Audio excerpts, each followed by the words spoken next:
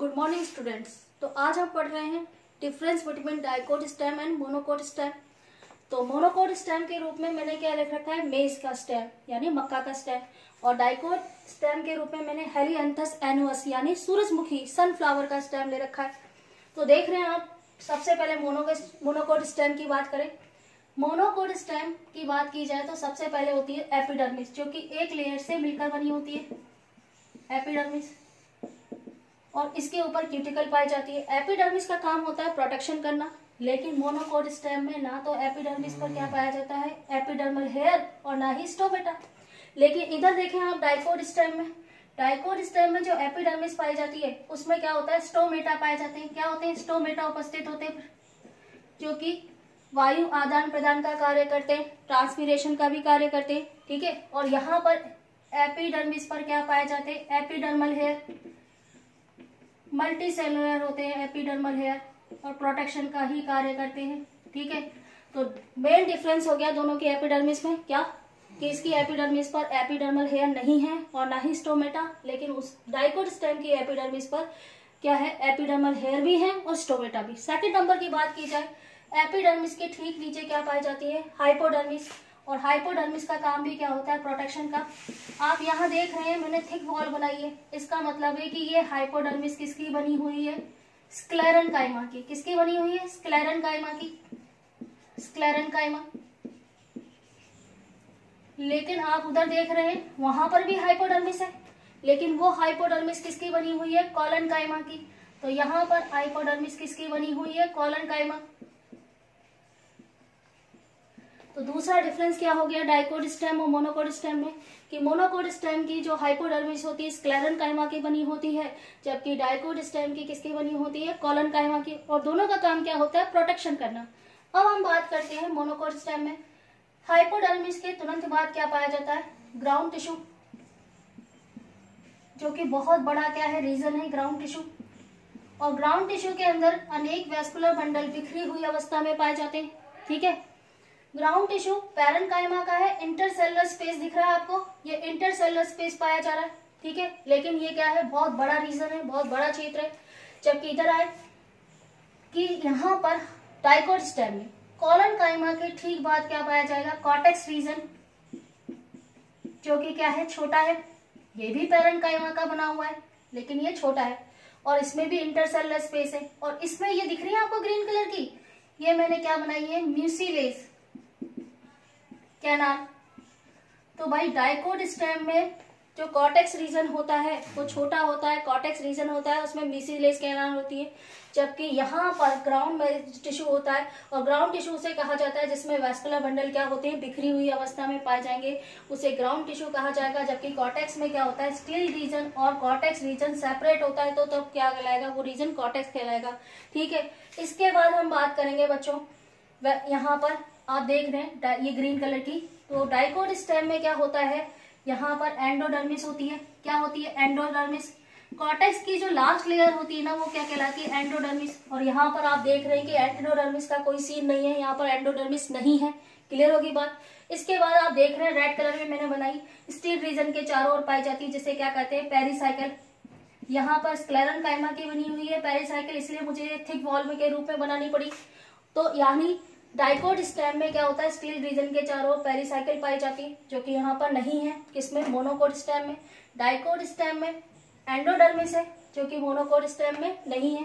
अब आ जाते हैं स्टील रीजन पे। देखो, स्टील रीजन की बात की जाए तो स्टील रीजन मोनोकोट स्टेम में क्या होता है, ये वैस्कुलर बंडल बिखरी हुई अवस्था में आए, कहाँ पर, मोनोकोट स्टेम में। तो बच्चों, अगर वैस्कुलर बंडल ग्राउंड टिश्यू में बिखरी हुई अवस्था में होते हैं तो उसे कहते हैं एट एक्टोस्टील। क्या कहते हैं, एट एक्टोस्टील। यानी मोनोकोट स्टेम में कौन सी स्टील पाई जा रही है, एट एक्टोस्टील पाई जा रही है। जबकि डाइकोट स्टेम में वैस्कुलर बंडल जो होते हैं एक रिंग में व्यवस्थित होते हैं, एक वलय में व्यवस्थित होते हैं, और इस प्रकार की स्टील को क्या कहा जाता है, यू स्टील। क्या कहते हैं, यू स्टील। तो स्टील का फर्क हो गया, मोनोकोट स्टेम में एट एक्टोस्टील है, जबकि डाइकोट स्टेम में यू स्टील है। अब वैस्कुलर बंडल की बात कर ली जाए, वैस्कुलर बंडल देखो बिखरी हुई अवस्था में। एक और चीज है कि मोनोकोट स्टेम में पेरिफेरल वैस्कुलर बंडल जो होते हैं परिधि पर पाए जाते हैं, वो आकार में, साइज में छोटे होते हैं, जबकि सेंटर में वेस्कुलर बंडल जो होते हैं वो बड़े होते हैं, जबकि इसमें सेम साइज के होते हैं।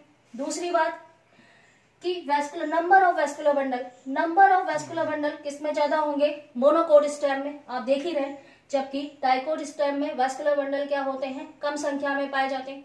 दूसरी बात है, आप देख रहे हो यहाँ पर हर वेस्कुलर बंडल की प्रोटेक्शन के लिए क्या होती है? बंडल शीट, एक लेयर होती है सेल की जो कि क्या करती है? प्रोटेक्शन का भी काम करती है और कभी कभी ये फोटोसिंथेसिस भी कर लेती है। तो आप देख रहे हैं कि हर वेस्कुलर बंडल के चारों बंडल शीट पाई जा रही है, लेकिन यहाँ पर वेस्कुलर बंडल के चारों बंडल शीट नहीं पाई जा रही। आप देख रहे हैं ये क्या है? मेटाजाइलम।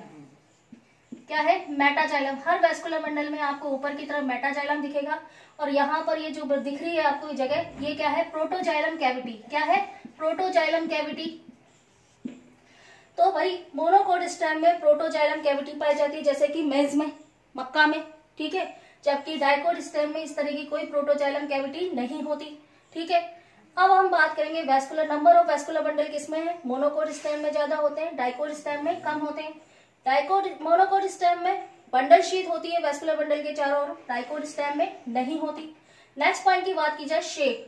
आप देख रहे हो वेस्कुलर बंडल कौन सी आकृति के हैं? अंडाकार आकृति के हैं, इसे ओब्लोंग शेप कहा जाता है। क्या कहा जाता है? Oblong shape. तो यहाँ बात की जाए वेस्कुलर बंडल की कि यहाँ पर ओब्लोंग शेप के होते हैं, जबकि यहाँ पर देखा जाए तो इसे क्या कहा जाता है? वेज शेप के होते हैं। अब देखो एक चीज और बतानी है मुझे आपको कि वेस्कुलर बंडल में देखो खाली जगह सब जगह फ्लोएम है, तो वेस्कुलर बंडल कॉन्जॉइंट कोलैटरल तो है ही। क्या? Conjoint collateral. किसे कहते हैं कॉन्जॉइंट कोलैटरल? कि जब जाइलम और फ्लोएम क्या होते हैं? एक ही एक्सिस पर व्यवस्थित होते हैं, तो क्या कहा जाता है? Conjoint collateral. लेकिन इनके बीच में आपको कहीं कैम्बियम नहीं दिखाई दे रही, तो ये कैसे होते हैं? कॉन्जॉइंट कोलैटरल तथा क्लोज प्रकार के होते हैं। जबकि यहाँ आप देख रहे हैं कॉन्जॉइंट कोलैटरल तो है ही, क्योंकि एक ही एक्सिस पर है जाइलम और फ्लोएम, लेकिन कैम्बियम बीच में है, तो ये किस प्रकार के हो गए? ओपन प्रकार के। तो भाई डाइकोट स्टेम में जो वेस्कुलर बंडल होते हैं वो कॉन्जॉइंट होते हैं, कोलैटरल, लेकिन ओपन प्रकार के होते हैं। कैसे होते हैं? ओपन प्रकार के होते हैं। ठीक है, एक चीज और बतानी है जो एक्स्ट्रा पॉइंट है कि डाइकोट स्टेम की बात की जाए तो डाइकोट स्टेम में क्या होता है? जाइलम में वेसल्स की संख्या क्या होती है? ज्यादा होती है, जबकि इनमें वेसल्स की संख्या क्या होती है? कम होती है। एक और चीज, फ्लोएम पैरेन्काइमा डाइकोट स्टेम में पाए जाते हैं, जबकि मोनोकोट स्टेम में फ्लोएम पैरेन्काइमा क्या होते हैं? एब्सेंट होते हैं। नेक्स्ट पॉइंट की बात की जाए, पिथ। आपको पता है जिनके पास स्टील रीजन होगा उनके पास ही पिथ होती है, ये जरूरी नहीं है, लेकिन फिर भी क्या होता है कि मैक्सिमम जो डाइकोट स्टेम होता है उनकी जो स्टील रीजन है उसके सेंटर पॉइंट पे क्या पाई जाती है? पैरेन्काइमा से बनी पिथ। लेकिन आप यहाँ देख रहे हैं पिथ नहीं होती। तो ये डिफरेंस है किसके? डाइकोट स्टेम और मोनोकोट स्टेम। क्योंकि इसमें कॉन्जॉइंट कोलैटरल ओपन प्रकार के वेस्कुलर बंडल होते हैं, इसमें कॉन्जॉइंट कोलैटरल और क्लोज प्रकार के होते हैं। तो ओपन प्रकार के होने के कारण दोनों वेस्कुलर बंडल के बीच में कैम्बियम पाई जा रही है, और कैम्बियम है तो इसलिए डाइकोट स्टेम में सेकेंडरी ग्रोथ होती है, जबकि मोनोकोट स्टेम में सेकेंडरी ग्रोथ नहीं होती। तो ये डिफरेंस हो गए। तो पहला डिफरेंस क्या है? एपिडर्मिस का, कि मोनोकोट स्टेम की एपिडर्मिस पर स्टोमेटा और एपिडर्मल हेयर नहीं पाए जाते, जबकि डाइकोट स्टेम में स्टोमेटा और एपिडर्मल हेयर दोनों प्रेजेंट होते। सेकंड, इनकी हाइपोडर्मिस किसकी बनी होती है? स्क्लेरेन्काइमा की, उनकी कोलेन्काइमा की बनी होती है। नेक्स्ट, इसमें तो ग्राउंड टिश्यू पाया जाता है, जबकि उसमें क्या होता है? कॉर्टेक्स। और ग्राउंड टिश्यू की बात की जाए तो ये रीजन बड़ा होता है, जबकि कॉर्टेक्स रीजन क्या होता है? स्मॉल होता है, छोटा होता है। नेक्स्ट पॉइंट की बात की जाए कि इसमें तो एंडोडर्मिस और पेरिसाइकिल दोनों प्रेजेंट होती है, किसमें? डाइकोट स्टेम में, जबकि मोनोकोट स्टेम में एब्सेंट होती है। नेक्स्ट पॉइंट की बात की जाए तो स्टील इसमें कौन सी होती है? यू स्टील, किसमें? डाइकोट स्टेम में, जबकि मोनोकोट स्टेम में क्या होती है? एट एक्टोस्टील पाई जाती है, जिसमें वेस्कुलर बंडल बिखरी हुई अवस्था में पाए जाते हैं। नेक्स्ट पॉइंट की, मोनोकोट स्टेम में वेस्कुलर बंडल की साइज डिफरेंट होती है। पेरिफेरल जो क्या होते हैं वेस्कुलर बंडल साइज में छोटे होते हैं, जबकि सेंट्रल में जो वेस्कुलर बंडल होते हैं उनकी साइज क्या होती है? बड़ी होती है। इसमें सेम साइज के होते हैं। नंबर ऑफ वेस्कुलर बंडल किसके ज्यादा होंगे? मोनोकोट स्टेम के। नंबर ऑफ वेस्कुलर बंडल किसके कम होंगे? डाइकोट स्टेम के। नेक्स्ट पॉइंट की बात, वेस्कुलर बंडल कौन सी शेप के होते हैं? मैंने बताया था ना आपको, ऑब्लोंग शेप, अंडाकार आकृति के, ठीक है, जबकि यहाँ पर वेज शेप के होते हैं, इस तरह से नुकीले होते हैं, तो उसे क्या कहते हैं? Veg shape. अब वैस्कुलर बंडल कैसा है, कॉन्जॉइंट कोलेटरल तो है लेकिन वैस्कुलर कैम्बियम नहीं है, इसलिए कैसे होंगे, क्लोज प्रकार के होंगे। कैसे होंगे, क्लोज प्रकार के। जबकि इसमें कॉन्जॉइंट कोलेटरल तो होता है लेकिन क्या होता है, ओपन प्रकार का होता है। नेक्स्ट पॉइंट की बात की जाए तो बच्चों इसमें जो वैस्कुलर बंडल है, हर वैस्कुलर बंडल के चारों बंडल शीट पाई जाती है लेकिन उसमें नहीं पाई जाती। फिर हम बात करेंगे प्रोटोजाइलम विघटित होकर प्रोटोजाइलम कैविटी बनाता है, किसमें उपस्थित है, मोनोकोट स्टेम में प्रोटोजाइलम कैविटी पाई जाती है जबकि इसमें नहीं पाई जाती। नेक्स्ट पॉइंट की बात की जाए, इसमें पिथ नहीं होती, इसमें पिथ उपस्थित होती है।